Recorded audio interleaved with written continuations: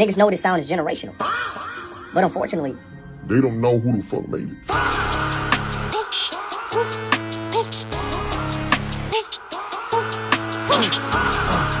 I need bread, give me mines. I'ma tag every brand, give me mines, give me mines. What's a gate to a key? I'ma slide. Ain't no break stopping me. Ain't no sign, ain't no थांब थांब